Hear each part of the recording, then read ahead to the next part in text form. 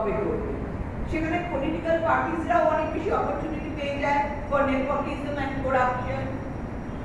If the people are idiots, the political parties will get more opportunity to rule over them. Instead of being the subject of the state, the people will ultimately become the subject of the political parties. রাষ্ট্রের নাগরিক বা রাষ্ট্রের নির্দেশ, রাষ্ট্রের কথা শুনে চলার জায়গা তখন রাজনৈতিক দলের অধীনস্থ থাকার প্রবণতা লোকে বেড়ে যাবে। যত লোক গভর্নমেন্ট হবে তত লোক তাই হবে।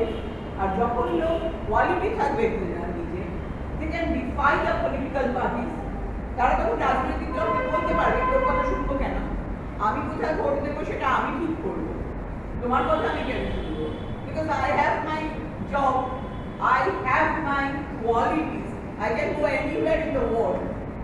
এই ব্যাপারটা হবে। কাজেই রাষ্ট্রের উন্নয়নের জন্য রাজনৈতিক দল না চাইলেও রাষ্ট্রের চাহিদা যেটা হওয়া উচিত সেটা হচ্ছে মানব সম্পদের উন্নয়ন।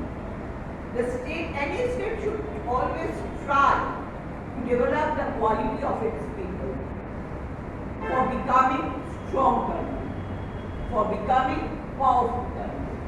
তাই তো এইটার